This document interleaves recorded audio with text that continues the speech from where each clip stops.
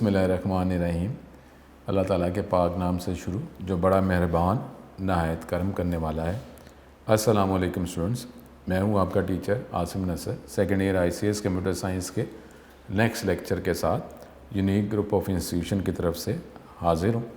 Student यही request कि 5 वक्त की नमाज़ अदा करें, अल्लाह ताला से तौबा इस्तग़फ़ार तलब करें, गुनाहों की माफ़ी मांगें, अल्लाह ताला से ईमान तलब करें, इस्तकामत तलब करें और ईमान पे ही हमारी ज़िंदगी और ईमान पे ही हमारा ख़ात्मा हो, ये दुआ करें। और फिर जो है ये कुरान पाक पढ़ें, तर्जुमा पढ़ें, तफसीर पढ़ें और इल्म को जो है बहस के लिए जो है हासिल ना करें कि किसी गैदरिंग में ये बताने के लिए कि आपके पास ये इल्म बड़ा आ गया है और आप बहस से बहस और एक लफ्ज़ से लफ्ज़ निकालने के लिए, किसी की नेगेटिव बातों को निकालने के लिए ऐसे इल्म का कोई फ़ायदा नहीं। आप इल्म जो है ये सिर्फ एक अल्लाह ताला से ताल्लुक़ मजबूत करने के लिए आप इल्म हासिल करें। और ये इल्म जो है जो दुनियावी इल्म है, हम डिग्रियाँ हासिल करते हैं कई दफ़ा नौकरी के लिए और यही कार्य होते हैं। अब आप ये देखें, अब दुनियावी डिग्री जो है कौन से इतने स्टूडेंट हैं जो इल्म के लिए डिग्री हासिल करते हैं, वो तो नॉर्मली जॉब के लिए करते हैं। तो इसलिए ये जो दीनी इल्म है इसके लिए तो बिल्कुल ये है कि अल्लाह ताला से हमारा ताल्लुक़ मजबूत हो। ठीक है, ये दीनी तालीम करके भी नौकरियां मिलती हैं, लेकिन फिर भी बात तो फिर वही रही ना, दुनियावी तालीम हासिल की नौकरी के लिए, दीनी तालीम हासिल की दीनी नौकरी के लिए, लेकिन अब उसमें दीनी नौकरी जो है वो बेहतर है क्योंकि लोगों की इस्लाह के लिए अल्लाह ताला ने आपको सिलेक्ट किया हुआ है, वो बेहतर ही है। लेकिन फिर भी आपका अल्लाह ताला से ताल्लुक़ वो भी तो मजबूत हो ना। लोगों को इल्म आप प्रोवाइड कर रहे हैं, उनको गाइड कर रहे हैं, दीनी तालीम दे रहे हैं, लेकिन आपके अंदर कोई लफ्ज़ गया ही नहीं, आपने अमल, आपकी ज़िंदगी में कोई फ़र्क नहीं पड़ा। वो भी ड्यूटी है, उलमा की ड्यूटी बहुत प्यारी है, बहुत अच्छी है कि लोगों की रहनुमाई के लिए हासिल वो मौजूद हैं। लेकिन ये है कि वो कोई वक्त जो है वो हमारा अल्लाह ताला के साथ ताल्लुक़ का वक्त भी हो। तहज्जुद अल्लाह करम करे, तहज्जुद भी होता है, कहते हैं कि उसमें बात जो है बिल्कुल सीधी निकल रही होती है, क्योंकि ये तहज्जुद का टाइम ऐसा है कि नॉर्मली जो है बाहर दुनियावी इवेंट कर रहे हैं जो अब बहुत ही ख़त्म हो चुके हुए हैं, तो वो हम बाहर देर तक गुजारते हैं, जो अब नहीं है तो नींद आ जाती है। और अल्लाह माफ़ करे अगर हम बीमार भी हैं, अल्लाह माफ़ करे अगर हम बीमार हैं, तो अगर रात को लेटते नींद नहीं आ रही और हम थक रहे हैं, हमारी आवाज़ें निकल रही हैं, हम करा रहे हैं, तो ये तहज्जुद का टाइम ऐसा है कि जो बाहर अगर जो दुनिया के इवेंट में हैं वो भी आके घर सो जाते हैं। और अल्लाह माफ़ करे अगर कोई बीमार है वो भी थक के चूर हो के वो भी इस टाइम उसको भी नींद आ जाती है। लेकिन आप ये देखें तो सही, सुने ज़रा गौर तो करें, उस टाइम अगर कोई उठा हुआ है और अल्लाह ताला से कनेक्शन उसने किया हुआ है, अल्लाह ताला से दुआ कर रहा है, रो रहा है, इल्तिजाएँ कर रहा है, सारी दुनिया खुद ही सोचें, सुन रिलैक्स होकर सोचें। तहज्जुद के टाइम पे नॉर्मली हर कोई सोया हुआ है कि नहीं सोया हुआ है। रमज़ान जो है हमें एक फैसिलिटी देता है कि हम उठ जाते हैं, और कई ये भी कहते हैं कि रमज़ान से आप तहज्जुद की आदत को मजबूत कर सकते हैं। उठे हुए अफ्तारी सहरी के लिए, तो सहरी जब तक अज़ान नहीं हुई तो वो कौन सा टाइम चल रहा है तहज्जुद का, तो 2 नफल पढ़ लें। लेकिन ये है वो जब हो जाता है, और तहज्जुद देखें तो सही, अब आजकल देखें तहज्जुद के टाइम पे सारे सोए नहीं हुए, तो एक बंदा को उठा हुआ है और अल्लाह ताला से कनेक्शन करके बैठा हुआ है, तो कितना अच्छा है। ठीक है, तो ये टाइम जो है आप कोशिश करें, लेकिन माँ बाप की खुशनुदी जो है वो भी हासिल करें, टीचरों की। तो स्टूडेंट ये जो हम टॉपिक जो कर रहे थे, वो टॉपिक जो है वो डाटा टाइप का हम कर रहे थे।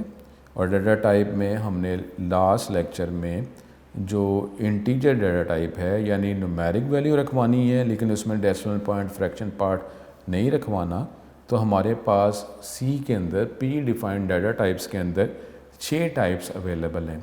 हर एक के कैरेक्टरिस्टिक्स हैं, हर एक के नंबर ऑफ़ बाइट्स मेमोरी में जब डिफ़ाइन किए जाएंगे, एलोकेट किए जाएंगे, वो अवेलेबल है। हर एक की रेंज अवेलेबल है कि इस रेंज की वैल्यू रखवानी है तो ये टाइप होगी, तो ये बेटर डिज़ाइनिंग में 6 में से आप सेलेक्ट कर सकते हैं। नंबर ऑफ़ बाइट्स को ज़हन में रख के, रेंज को ज़हन में रख के वेरिएबल का नाम रखेंगे और वो टाइप जो है आप सेलेक्ट कर लेंगे।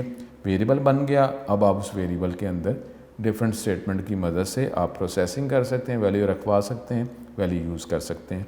तो आज के लेक्चर में अगली जो कैटेगरी है न्यूमेरिक ही है, लेकिन इसमें decimal point, fraction part store करना है, तो उसके अंदर क्या वैरायटी अवेलेबल है वो हम पढ़ेंगे, आज कंटिन्यू करेंगे।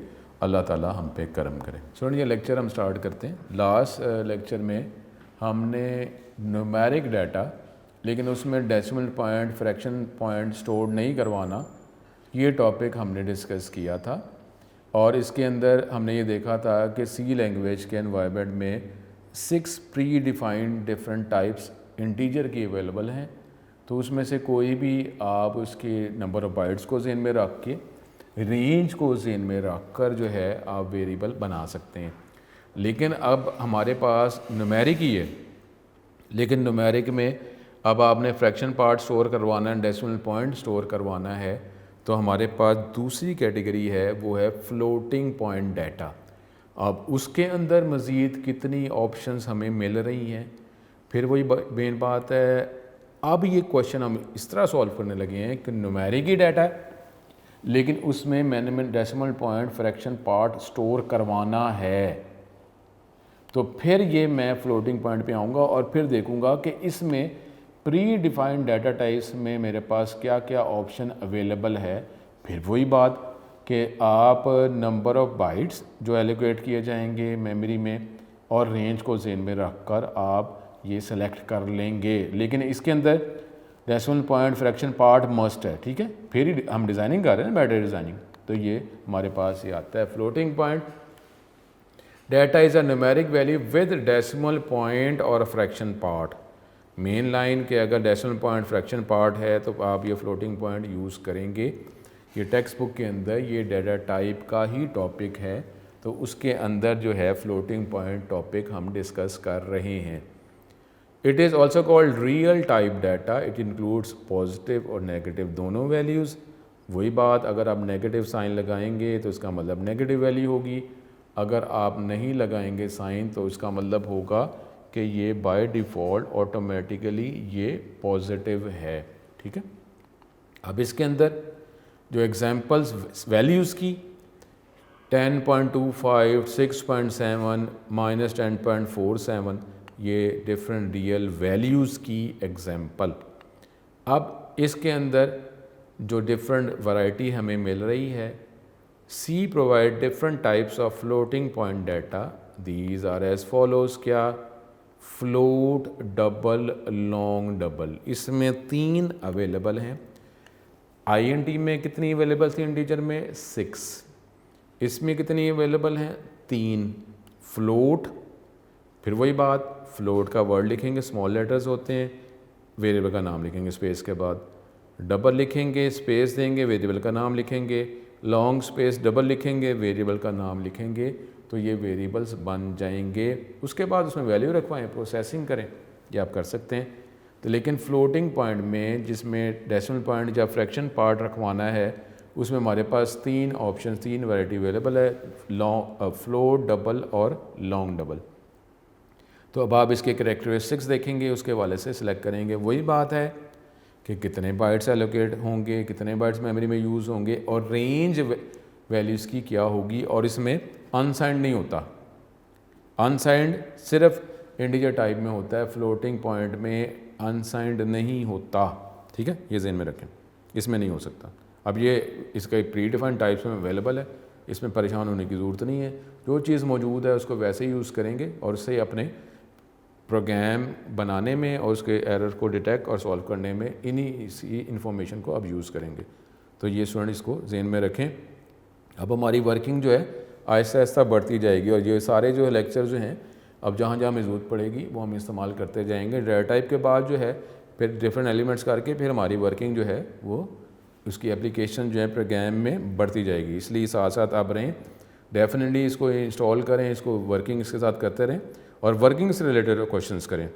अब ये टॉपिक किधर हैं वो आपके पास ये स्लाइड्स में अवेलेबल है, नोट्स मिल जाएंगे।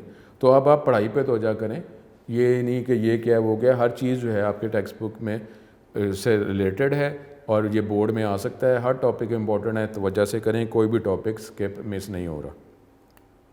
फ्लोट डाटा टाइप, अब इसमें क्या है, is use to store real values. इसमें 4 बाइट इस्तेमाल होंगे, ठीक है जी।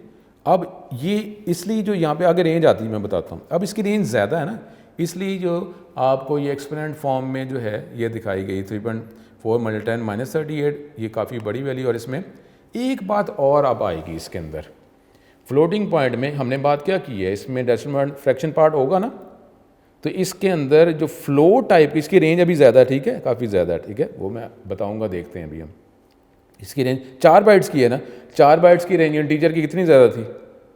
अब ये 4 बाइट्स है, लेकिन इसमें नेगेटिव और पॉजिटिव दोनों शामिल हैं, इसमें अनसाइंड नहीं होता। लेकिन साथ ही एक्स्ट्रा एक बात और भी आ रही है कि 6 डेसिमल प्लेसेस में ये आंसर देगा। आप जो है किसी कमांड के ज़रिए इसको कम कर सकते हैं शो करने के हद तक, लेकिन ये इसका प्रिसीजन जो है, एक्यूरेसी जो है 6 डेसिमल प्लेसेस तक है। 6 डेसिमल प्लेसेस तक आंसर चाहिए तो फ्लोट होगा, बाकी डबल लॉन्ग डबल ये ज़्यादा प्रिसीजन देते हैं, तो इसलिए ये बात भी एक्स्ट्रा इस फ्लोटिंग पॉइंट में आ जाएगी। प्रिसीजन का टॉपिक इंटीजर में नहीं है क्योंकि वहाँ पे real values, decimal point, fraction part होता ही नहीं है, तो इसमें इसके करैक्टरिस्टिक में ये प्रिसीजन भी आएगा कि कितने डेसिमल प्लेसेस में ये आंसर दे सकता है, प्रोसेसिंग इसके अकॉर्डिंगली की जा सकती है। तो इसमें क्या चीज़ होगी, फ्लोटिंग पॉइंट में 3 चीज़ें होंगी, कितने बाइट्स यूज़ कर रहा है, किस रेंज की वैल्यू इसमें रखी जा सकती है, और कितने डेसिमल पॉइंट वो स्टोर करेगा। इंटीजर में क्या था, 2 बातें, कितने बाइट्स यूज़ करता है, रेंज क्या है। इसमें कितनी बातें हैं, 3 बातें, कितने बाइट यूज़ करेगा, क्या रेंज होगी, और कितने डेसिमल पॉइंट में आंसर देगा, ठीक है। तो ये ज़हन में रखना है, ये 3 बातें उधर, और बाकी इसमें वैरायटी कितनी है, 3 है, ठीक है। इसी में से आप सेलेक्ट करेंगे। अगर न्यूमेरिक है और डेसिमल पॉइंट और फ्रैक्शन पार्ट भी रखवाना है तो प्री डिफाइंड टाइप्स में 3 अवेलेबल हैं। इंटीजर में कितनी थी, 6, इसमें कितनी है, 3, 6 और 3 न्यूमेरिक के लिए ये 9 बन जाती हैं। 6 जो हैं विदाउट डेसिमल पॉइंट और विद डेसिमल पॉइंट 3। अब आगे हमारे पास जो है ये डबल डाटा टाइप। अब ये लार्ज रियल वैल्यूज़ के लिए इतने, इसमें कितने बाइट्स इस्तेमाल किए जा रहे हैं, 8 बाइट्स इस्तेमाल किए जा रहे हैं। रेंज उससे भी बढ़ गई है हमारे पास, 1.7 × 10⁻³ (308), ये पॉजिटिव वैल्यू। और कितने डेसिमल प्लेसेस ये दे रहा है, 15 डेसिमल प्लेसेस में आंसर आ रहा है। और लॉन्ग डबल वो उससे भी ज़्यादा है कि ये मैक्सिमम हमें दे रहा है 10 बाइट्स, ये रेंज इसकी है, और प्रिसीजन इसके कितने हैं, 19। अगर आप बाइट्स की बात करेंगे, फ्लोट 4, 8, 10, ये नंबर ऑफ बाइट्स, ये इसकी रेंज, और उसके बाद आ जाएगा क्या, प्रिसीजन। फ्लोट का प्रिसीजन कितना था, 6, डबल का कितना है, 15, लॉन्ग डबल का कितना है, 19। देखें तो सही कितनी बड़ी वैल्यू आ रही है कि 6 प्लेसेस आंसर दे रहा है, फिर ये 15 प्लेसेस आंसर दे रहा है, 19 प्लेसेस आंसर दे रहा है। और नॉर्मली मैथ में हम कितने प्लेसेस यूज़ कर रहे होते हैं, 1, 2, 3, बस राउंडिंग कर देते हैं, लेकिन यहाँ पे एक्यूरेसी ये इतने दे रहा है, तो ये इतनी बड़ी वैल्यूज़ हैं, इतनी बड़ी वैल्यूज़ हैं, जिसकी वजह से ये देख लें कि इसकी वैल्यू लिखने में भी मसला होगा, इसलिए एक्सपोनेंट फॉर्म में आपको दिखा रहा है। इस टॉपिक को हम थोड़ा सा एक्सपोनेंट जो है वो देख लेंगे, आपको मैथ के हवाले से ये पता है। तो ये आपने अगर न्यूमेरिक है और उसमें फ्रैक्शन पार्ट, डेसिमल पॉइंट रखवाना है, तो प्री डिफाइंड टाइप्स में सी की तरफ से 3 आपको ऑप्शंस मौजूद हैं, प्रोवाइड की जाती हैं। एक है फ्लोट, एक है डबल, एक है लॉन्ग डबल। फ्लोट में 4 बाइट्स इस्तेमाल होते हैं। जब आप वेरिएबल बनाएंगे, एक वेरिएबल बनाएंगे तो 4 बाइट्स, 2 वेरिएबल बनाएंगे तो 8 हो जाएंगे। डबल अगर एक वेरिएबल बनाएंगे तो 8 बाइट्स एक वेरिएबल एलोकेट करेगा। लॉन्ग डबल टाइप का वेरिएबल बनाएंगे वैसे ही बनेगा, फ्लोट का नाम लिखेंगे, स्पेस के बाद वेरिएबल का नाम लिखेंगे, डबल लिखेंगे, स्पेस के बाद वेरिएबल का नाम लिखेंगे, लॉन्ग डबल स्पेस है बीच में, वेरिएबल का नाम लिखेंगे। 4 बाइट का वेरिएबल, 8 बाइट का, 10 बाइट का वेरिएबल, ये उसकी रेंज है। फिर उसके बाद प्रिसीजन आ जाता है कि कितने डेसिमल पॉइंट। फ्लोट आया जो हमारे पास 6 प्लेसेस, डबल 15 प्लेसेस और लॉन्ग डबल 19 प्लेसेस। तो इस तरीके से आप अभी तक जो है डाटा टाइप के हवाले से हमें न्यूमेरिक के अंदर 2 कैटेगरीज इंटीजर और फ्लोटिंग पॉइंट पढ़ा है। इंटीजर में 6 टाइप वैरायटी है और इसमें फ्लोटिंग पॉइंट में 3। तो ये 6 डिफरेंट टाइप के वेरिएबल्स बना सकते हैं। कैटेगरी न्यूमेरिक ही है, एक जो है विदाउट फ्रैक्शन और एक विद फ्रैक्शन। अभी प्री डिफाइंड टाइप्स में से कितनी हमने टाइप्स पढ़ ली, कैटेगरी अगर छोड़ देते हैं 9 टाइप्स पढ़ ली, तो ये 9 टाइप्स के डिफरेंट नामों के आप वेरिएबल बना सकते हैं।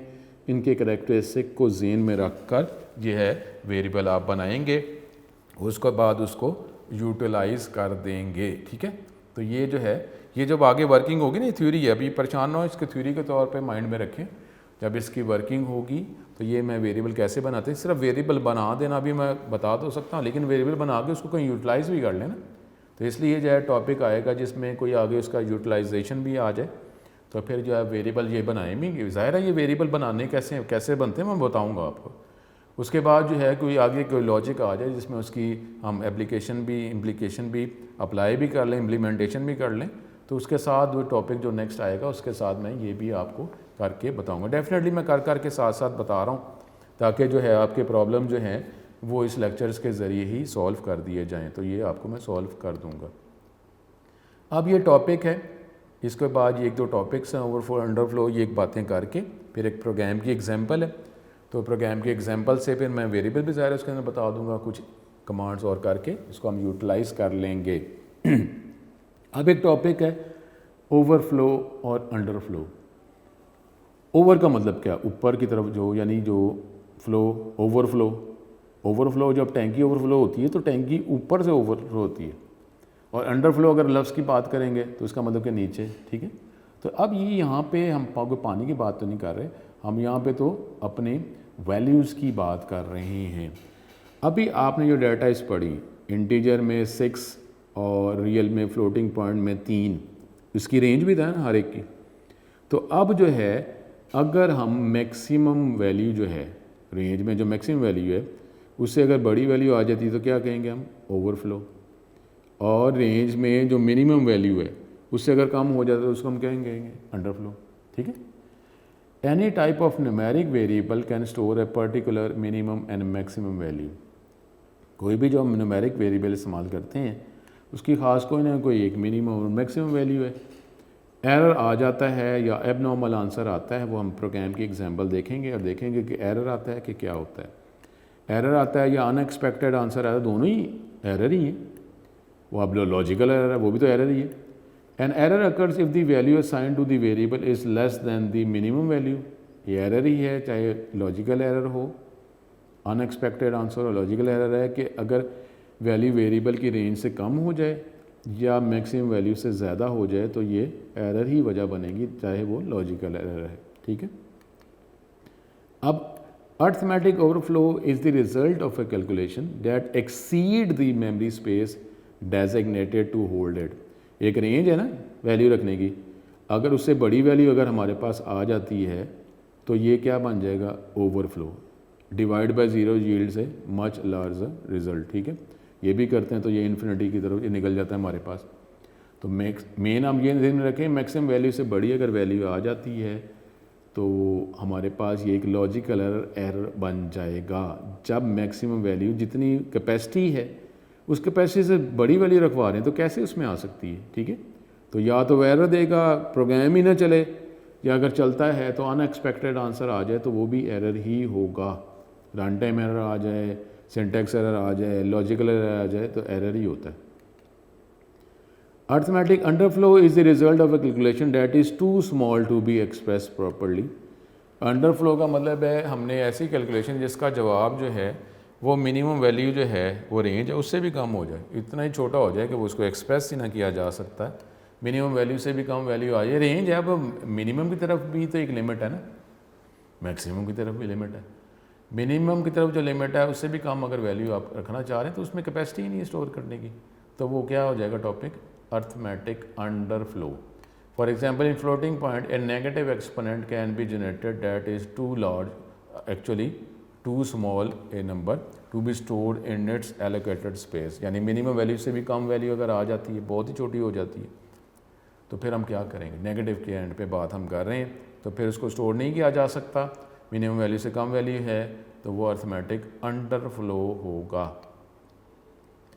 For example integer variable can store values, हमने ये बात की है कि इंटीजर की हम INT की बात कर रहे हैं, INT या शॉर्ट हो एक ही बात है, तो उसमें हमने रेंज ये रखी हुई है जो पी डिफाइन टाइप की है -3276 से +32767। अगर आपने वैल्यू जो प्रोसेसिंग में हो गई, कैलकुलेशन में हो गई, या आपने वैल्यू पुट कर रहे हैं वो 32767 से ज़्यादा है, अब 3276 ज़्यादा तो इस रेंज से बाहर चली गई ना। आप प्रोसेसिंग करके कर रहे हैं या प्रोसेसिंग जो कैलकुलेशन की जा रही है उससे रिज़ल्ट में 32767 से बड़ी वैल्यू आ जाती है, तो उसको क्या कहेंगे? उसको कहेंगे इंटीजर ओवरफ्लो, अर्थमेटिक ओवरफ्लो। लेकिन अगर असाइंड वैल्यू जो है आप जिसकी जो मिनिमम रेंज 32768 से छोटी हो जाती है, आप कर रहे हैं कैलकुलेशन, आप पुट कर रहे हैं, प्रोसेसिंग रिजल्ट में आ रही है, तो इसको इंटीजर अंडरफ्लो कहा जाएगा। ठीक है, तो ये ओवरफ्लो, अंडरफ्लो, इसके हवाले से जो है हम कोई एग्जांपल देखेंगे। एग्जांपल देखने के बाद ये ओवरफ्लो, अंडरफ्लो, और इसमें हम यही बात कर रहे थे कि अगर जो रेंज है मैक्सिमम वैल्यू से बड़ी वैल्यू आ जाए प्रोसेसिंग में, या आपने पुट कर दी, ओवरफ्लो होगी, मिनिमम से कम हो जाए अंडरफ्लो होगी। अब overflow and underflow is not detected by the compiler, ये चीज़ आप जहन में रख लें। इसका मतलब है ये कंपाइलर ने एरर कोई नहीं देना, एरर नहीं आएगा तो अब क्या होगा?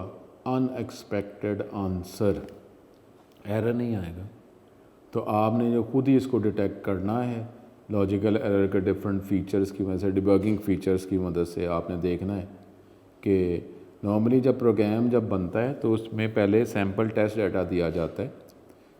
हमारे पास कोई एक ऐसी एग्जांपल जिसका जवाब हमें पता होता है तो वही वैल्यूज पुट की जाती हैं, फिर देखा जाता है कि मेरा प्रोग्राम भी सेम आंसर दे रहा है, मैचिंग हो रही है ना। तो इस तरीके से पहले नोन रिजल्ट्स जो हैं उसके अकॉर्डिंगली सिस्टम को वर्क किया जाता है, टेस्ट किया जाता है, चेक किया जाता है। उसके बाद जो है, उसके बाद जो ओरिजिनल डाटा दिया जाता है उसकी भी कैलकुलेशन की जाती है, चेक की जाती है, उसके बाद फिर उसको इम्प्लीमेंट कर दिया जाता है। तो अब ये कंपाइलर ने डिटेक्ट नहीं करना, तो इसका मतलब क्या है? कोई एरर नहीं आना, तो फिर अब क्या आएगा? रॉन्ग रिज़ल्ट आएगा, अनएक्सपेक्टेड आंसर आएगा। तो इसलिए अब जो है ये बेटर डिज़ाइनिंग के हवाले से ये प्रोग्रामर की ही रिस्पॉन्सिबिलिटी है कि वो हैंडल करे कि अगर प्रोसेसिंग में, ठीक है ना, वेरिएबल तो बना लिया हमने डिज़ाइन के हवाले से, बेटर डिज़ाइन, लेकिन अगर प्रोसेसिंग जो है उसका जवाब रेंज से ज़्यादा आ रहा है तो प्रोग्रामर उसको प्रोग्राम वाइज खुद हैंडल कर ले, उसको शो ना करे, यानी प्रोग्राम में ये फैसिलिटी ना हो कि जवाब दिखा दे, बल्कि पहले इसको हैंडल कर दे, मैसेज पहले दिखा दे कि जी exceeding limit, it is not possible to show answer और रिप्रेजेंट आंसर, बजाय इसके कि वो आंसर जो रॉन्ग आंसर है वो दिखा दिया जाए। ठीक है ना, तो ऐसा ये प्रोग्रामर जो है उसको ही हैंडल करना होता है कि अनएक्सपेक्टेड आंसर को हैंडल कर लिया जाए, यूज़र एंड पे वो उसको डिस्प्ले ना किया जाए, उसको कंट्रोल कर लिया जाए। It is the responsibility of the programmer to handle that values assign to the variable within the allowed range, उसके अंदर अंदर ही देखें। ठीक है, अब ये कोई प्रोग्राम है, देखेंगे पहले लॉजिकली, फिर प्रोग्राम, और फिर मैं आपको बताऊंगा, और फिर मैं ये करके भी बताऊंगा। उससे पहले जो है वो वेरिएबल्स की भी हम कमांड सारी देखेंगे। ठीक है, मैं सारे आपको बताऊंगा, परेशान नहीं हूँ। अब any type of numeric variable can store a particular minimum and maximum value. Error आ जाएगा if the value assign to the variable is less than the minimum value, या मैक्सिमम वैल्यू से बड़ी होगी तो एरर आ जाएगा, लॉजिकल एरर आ जाएगा, अनएक्सपेक्टेड, तो उसको हैंडल करना है। अब an arithmetic overflow is the result of that exceeds the memory space that is divide by 0 की हम बात करते हैं। ठीक है, अर्थमेटिक ओवरफ्लो क्या है? टू स्मॉल, फॉर एग्जांपल ये बात हम कर रहे थे। अब ये फिर हमारे पास जो 32767 से अगर ये बात आ जाती है, और ये जो हमने बात की है कि वो डिटेक्ट नहीं करता, अब ये जो प्रोग्राम जो है वो अब इसकी तरफ चलते हैं। पहले इस प्रोग्राम को मैं आपको थ्योरेटिकली बताऊंगा, उसके बाद जो है तो इसको मैं कंप्यूटर पे भी करके आपको बताऊंगा। परेशान ना हो, बिल्कुल परेशान ना हो। ठीक है, तो इसको जो है इस लेक्चर में, और मैं आपको मज़ीद आगे लेक्चर में भी कंटिन्यू कर दूंगा। पहले डीपली इसको देखते हैं, लॉजिकली देखते हैं ना, एक प्रोग्राम है उसको पहले लॉजिकली देख लेते हैं। उसके बाद जो है इसकी वर्किंग मैं बताऊंगा, वर्किंग करूंगा तो एरर्स होंगे नहीं होंगे मैं करके बताऊंगा, एरर्स उसको सॉल्व करेंगे। वेरिएबल कैसे बनाए जाते हैं, उसमें कुछ एक दो कमांड्स हैं जो अभी हमारे पास चैप्टर 9 में अवेलेबल नहीं है, लेकिन इस प्रोग्राम की अंडरस्टैंडिंग के लिए वो कमांड्स मैं एक्स्ट्रा आपको बताऊंगा। जो कमांड जो हैं वो चैप्टर 10 की हैं, लेकिन क्योंकि मैं अब ये यहाँ पे थ्योरेटिकल करते हैं और थ्योरेटिकली अगर दिया जाता है फिर स्टूडेंट ये स्ट्रेस आ जाएगा कि सर समझ नहीं आ रही, तो इसलिए जो है उसका बेटर हल ये निकाला है कि आपको उस टॉपिक को आपकी इम्प्लीमेंटेशन करने के लिए, इम्प्लीमेंट करने के लिए कुछ कमांड जो अभी हमें इस जो चैप्टर 9 हम कर रहे हैं उसमें मौजूद नहीं भी है, लेकिन फिर भी उसको मिनिमम बता दिया जाए ताकि ये टॉपिक जो है इसको साथ साथ हम इम्प्लीमेंट करते जाएं।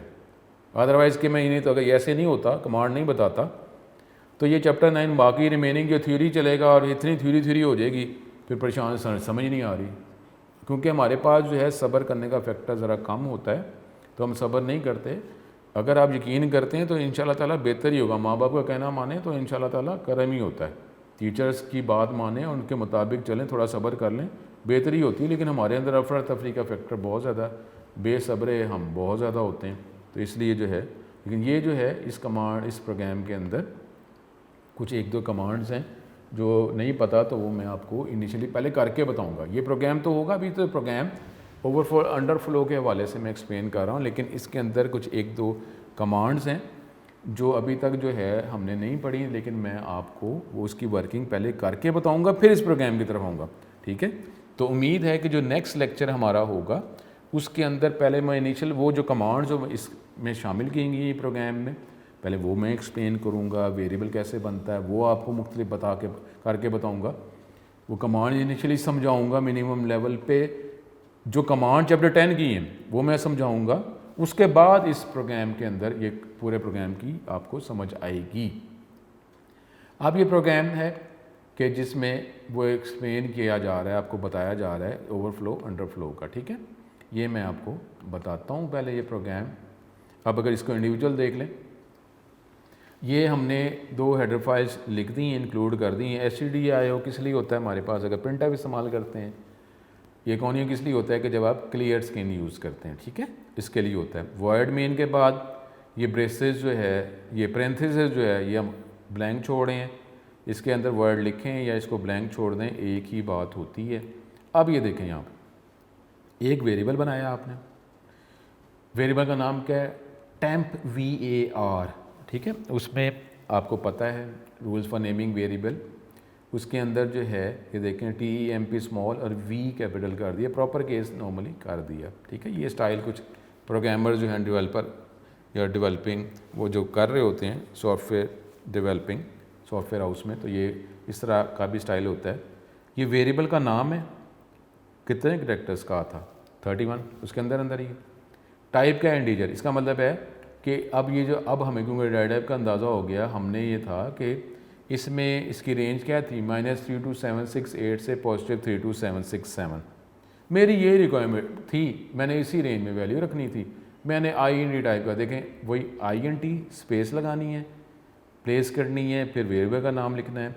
अब ये स्टेटमेंट जो है हम पढ़ चुके हुए हैं, ये पूरी लाइन पूरी स्टेटमेंट जो है डिक्लेयर करने की भी है, डिफ़ाइन करने के लिए भी है और इनिशियलाइज भी। अब वेरिएबल डिक्लेयर हुआ, वेरिएबल का नाम TEMP VAR है और डिक्लेयर किया, वेरिएबल का नाम बताया, टाइप बताई और साथ ही कितने बाइट्स एलोकेट हुए, 2 बाइट्स, और इसमें वैल्यू क्या रखवा दी, इनिशियलाइज कर दी 32767। क्लियर स्क्रीन कि ये प्रोग्राम जो है इसके प्रीवियस अगर कोई आंसर्स थे आउटपुट विंडो में, यूज़र विंडो में, उसको क्लियर कर दिए जाएँ। ब्लैंक हमारे पास विंडो हो तो जो हमारे प्रोग्राम का जो जवाब है बस वही हमें नज़र आए। अब जो है ये वो स्टेटमेंट है जो मैं आपको कोई परेशान ना हो, जब ये मैं वर्किंग लेक्चर में बताऊंगा तो ये कमांड printf की मैंने क्या लिख दी है तो ये मैं आपको सारा एक्सप्लेन करूंगा, परेशान नहीं होना। ठीक है, अब ये असल में है पता क्या, मैं इनिशियल बताता हूँ, मैं ये अलग से कमांड अगले लेक्चर में, ये सिर्फ printf की ये जो लिखा है ना, पहले ये मैं समझाऊँगा, उसके बाद इस प्रोग्राम को हम इम्प्लीमेंट करेंगे। पहले मैं समझाऊँगा ये कमांड लिख क्या दी है, ये चैप्टर 10 के हवाले से है। तो चैप्टर 10 में printf की वो टॉपिक अवेलेबल है, तो टेक्निकली जब चैप्टर 10 पे आएंगे तो ये टॉपिक हमारा कुछ पहले भी कवर हुआ होगा। अब हमने प्रिंटफ जो है जब इस्तेमाल करते थे तो प्रिंटफ तो हम ये डबल कोट्स ही लिखते थे हेलो वर्ल्ड, लेकिन यहाँ पे अब क्या हो गया कि हम ये पेरेंथेसिस के अंदर हम डबल कोट्स के अलावा भी प्रोवाइड कर रहे हैं। ये मैंने आपको अगले लेक्चर में आपको पहले यही समझाऊंगा। अब इसमें क्या हुआ कि ये देखें, एक बात जो है वो एक टिप है, इस बात को ज़हन में रखेंगे और ये फ़ायदा आपको होगा, चैप्टर 13 में जाके भी इसका फ़ायदा होगा। देखें, हमने बात की थी प्रिंटफ एक फ़ंक्शन है। कैसे पता चला प्रिंटफ फ़ंक्शन है? जब stdio जो है वो मैंने आपको एक दफ़ा खोल के भी बताई थी, उसके अंदर इसके डेफिनेशन प्रोटोटाइप रूल्स पड़े हुए हैं।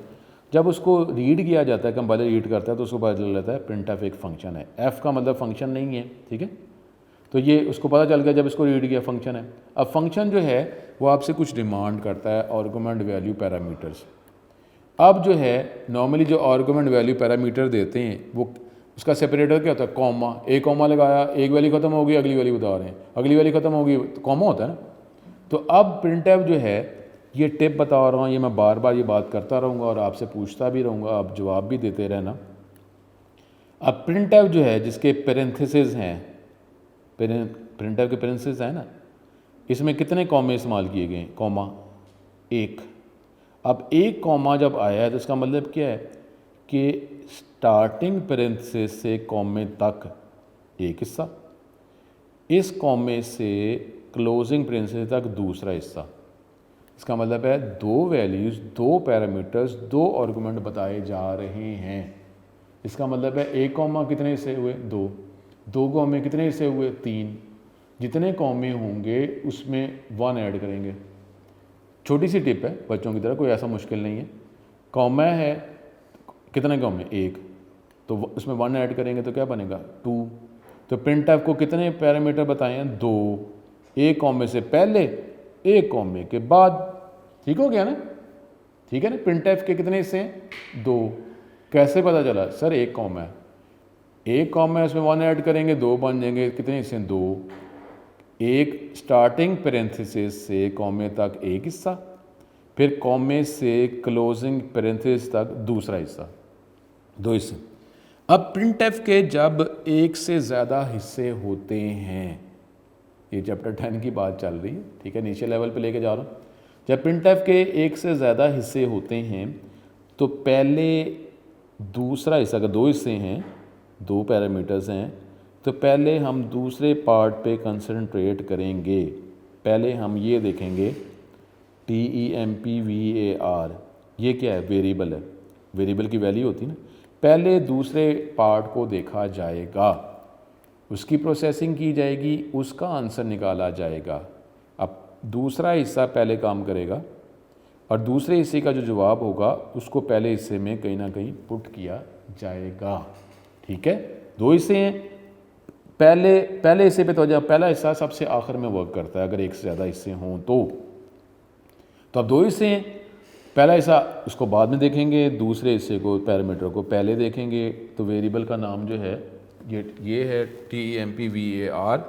तो स्टूडेंट ये जो है ये यहाँ तक है, ये पूरा प्रोग्राम, इस प्रोग्राम की ईच एंड एवरीथिंग मैं आपको बताऊँगा। अब TEMPVAR था, उसमें हमने वन ऐड किया, वन ऐड करके 7 6 8 तो हो ही नहीं सकता, तो ये फिर क्या करेगा? ये लॉजिकल एरर है। फिर हमने उसको प्रिंट करवाया, ये स्टूडेंट, उसके बाद इसकी वैल्यू कम कर दी, फिर क्या होएगा? वैल्यू बढ़ा के क्या किया, वैल्यू कम करके क्या किया, तो ये सारी चीज़ें। फिर ये गेट्स, ये एक और स्टेटमेंट है। तो ये एक प्रोग्राम है, इसको मैं आपको प्रोग्राम में जब प्रिंटफ मैंने क्यों इस्तेमाल कर दिया ये बताऊंगा, इसकी वर्किंग बताऊंगा। उसके बाद ये एन से पहले ये बैक स्लैश आया हुआ है ये समझाऊंगा आपको, फिर ये गेट से इस्तेमाल किया गया ये समझाऊंगा। तो ये मैं पहले आपको सारा समझाऊंगा। ये वेरिएबल, ये जो प्रोग्राम है ओवरफ्लो अंडरफ्लो को एक्सप्लेन करेगा, तो मैं सारी चीज़ें समझाऊंगा। पहले इनिशियल समझाऊंगा, फिर ये लाइनों की तरफ, प्रोग्राम की तरफ आएंगे। परेशान ना हो, अगला लेक्चर जो है ये मैं फिर वो जिस तरह आप कहते हैं मैं सॉफ्टवेयर की मदद से ही आपको बताऊंगा। आपसे दोबारा मुलाकात होगी, कोई परेशान ना हो। ये जो प्रोग्राम है दोबारा फिर ईच एंड एवरीथिंग बतानी है मैंने, कोई परेशान ना हो, ठीक है। दोबारा मुलाकात होगी। अस्सलाम वालेकुम।